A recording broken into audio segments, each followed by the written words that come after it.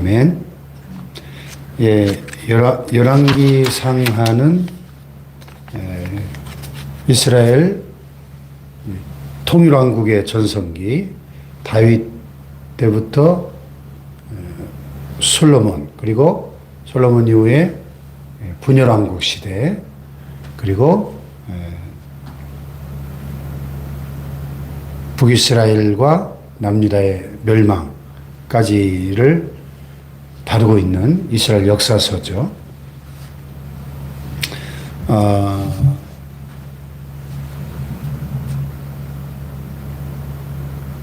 여기 1장 1절을 보면 다윗 왕이 나이가 많아 늙으니 이불을 덮어도 따뜻하지 아니한지라, 이렇게 열왕기 상이 시작되고 있습니다.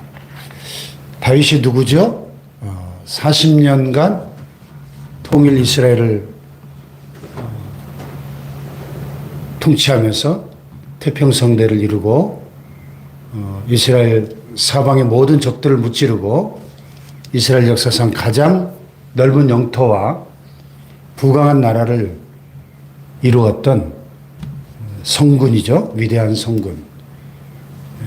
그래서 지금도 이스라엘 나라 국기에는 이 다윗을 사모하며 다윗을 상징하는 이 다윗의 별이 국기 한가운데 딱 박혀 있을 정도로 그렇게 모든 이스라엘 민족이 가장 존경하고 추앙하는 위대한 인물입니다. 그런데 다윗 왕도 나이가 많아 늙어서 이제는 이불을 덮어도 따뜻하지 않는 노쇠해지고 쇠약해진 모습입니다. 네, 우리는 이 생로병사의 순리를 받아들일 수 있어야죠. 다윗이 아무리 위대한 용사요 성군이었다 할지라도 영원히 이 땅에서 살고 다스릴 수는 없는 거죠. 늙어감의 그 순리를 받아들여야 한다 하는 거죠.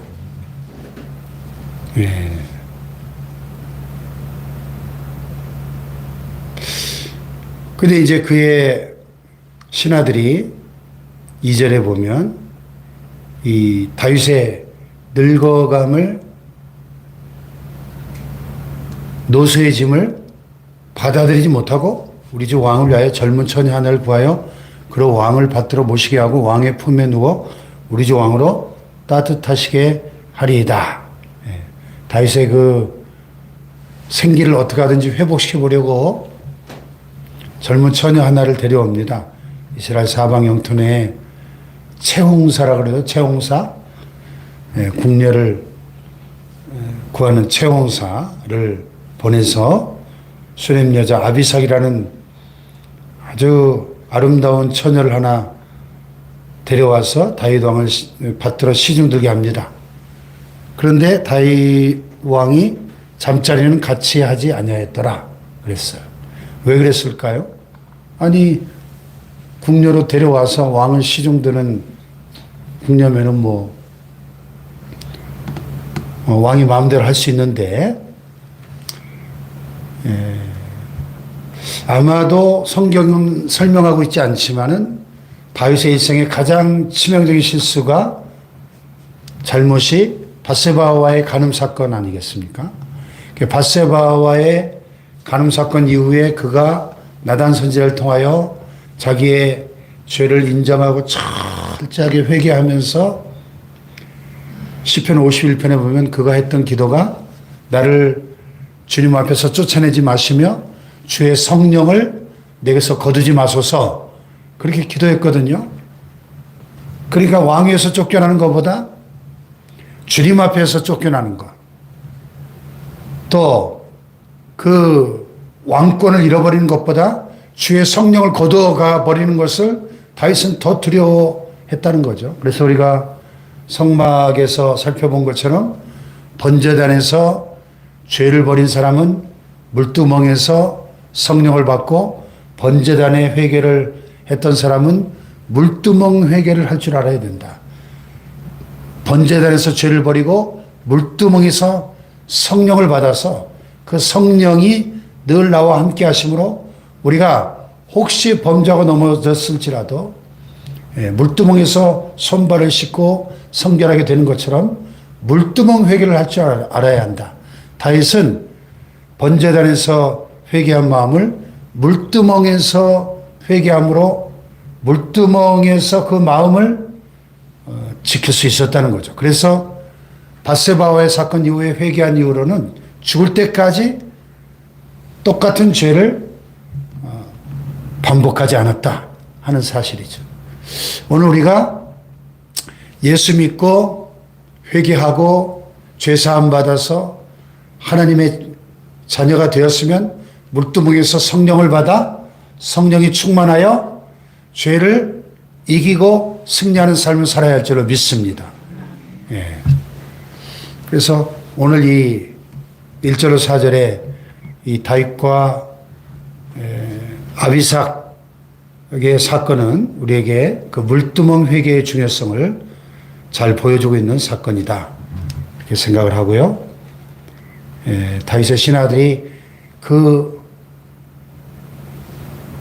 다윗 왕의 황금 시대를 어찌하든지 인위적으로 연장시켜 보려고 이렇게 인간적인 수단으로 아비삭이라는 처녀를 시중둥이 했지만은 그것은 헛수고였다 하는 것이죠.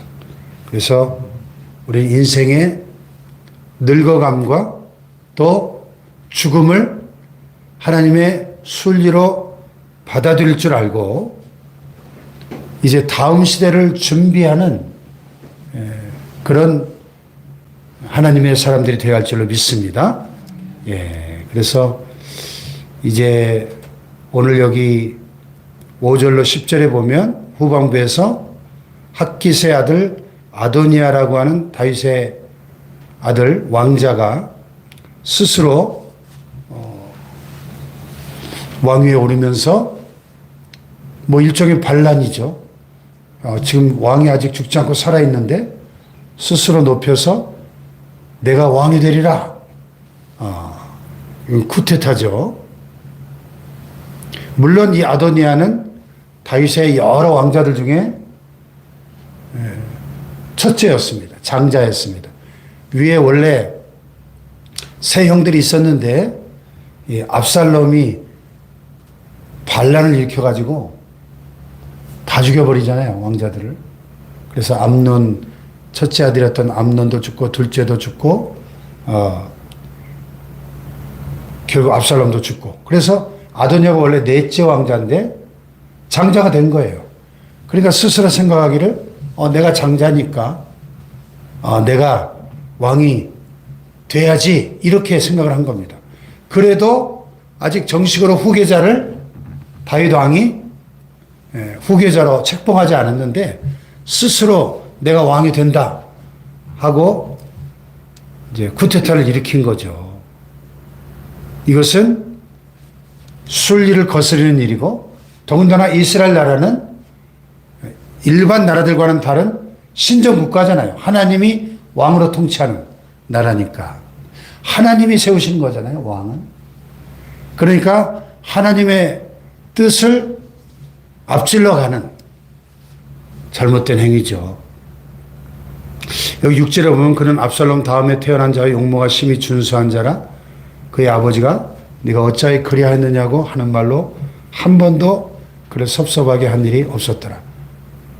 그러니까 그 압살롬의 동생으로 태어난 아도니아, 압살롬도 참 꽃미남이었는데 그 어머니 핫깃이라는 그 왕비가 참 예뻤던 모양이죠. 압살롬도 미남이었고 또 그의 동생 아도니아도 용모가 심히 준수한 자라 그랬어요. 그러니까 다윗이 많이 총애했던 것 같습니다. 너 어째서 그랬어? 하고 한 번도 야단친 적이 없었다는 거죠. 그래서 다윗의 사랑을 받고 총애를 받았던 왕자였던 것 같습니다. 그러니까 스스로 이 아도니아는 내가 왕이 될 거야 하고 다윗의 군대 장관이었던 수리의 아들 요압과 또 제사장 아비아달과 모의해서 스스로 왕을 자처하게 되는 것이죠.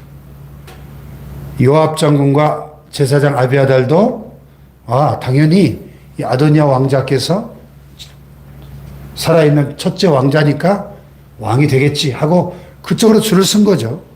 자기들의 권력을 유지하기 위해서. 그런데 제사장 사독과 여호야다의 아들 브나야와 선지자 나단과 시므이와 레이와 다윗의 용사들은 아도니아와 같이 하지 아니하였더라. 왜 같이 하지 않았을까요? 하나님의 뜻이 아니니까. 순리가 아니니까. 하나님이 아도니아를 너의 후계자로 세워라. 다윗에게 명령하시고 다윗이 그를 후계자로 정식으로 공포한 적이 없어요. 그건 순리가 아니죠. 이거는 반역인 것이죠. 그래서 누가 봐도 아도니아가 왕이 될 가능성이 가장 많고 그쪽으로 줄을 서야 되는데 이 사람들은 줄을 서지 않았다는 것입니다. 여러분, 우리는 인생의 모든 일에 순리를 따르고 정도를 걸어가야 할 줄을 믿습니다. 예. 그런데 아도니아와 요압과 아비아달은 순리를 따르지 않고 자기들의 욕심과 인간적인 뜻을 하나님의 뜻보다 앞세우는 그런 모습을 보여주었다 하는 거죠. 그래서 이제 내일 본문에 나옵니다마는 결국 이들의 이 모의는 수포로 돌아가고 솔로몬이 왕이 되죠.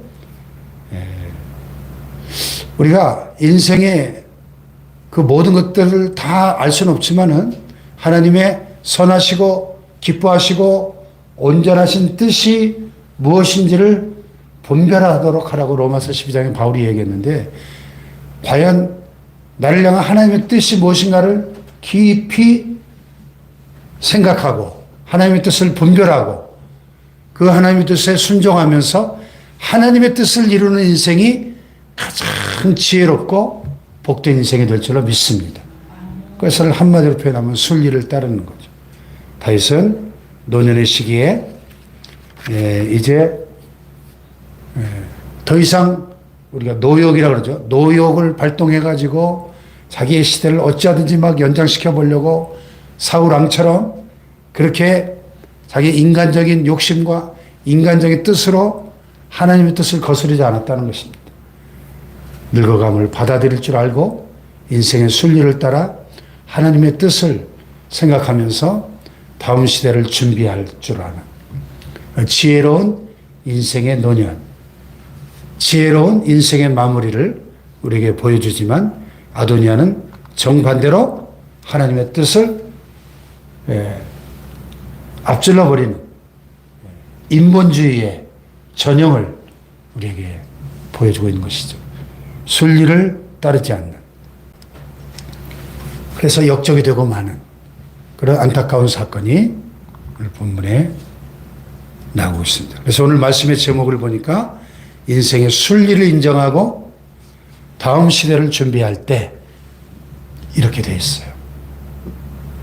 오늘 우리 한국교회가 140년의 역사 속에 지금 한국교회가 막 불같이 일어나고 젊은 교회였던 시절이 있었죠. 1970, 80년대까지만 해도. 근데 지금 그 이후로 이 30, 40년 쭉 한국교회가 이제 늙어가고 있죠.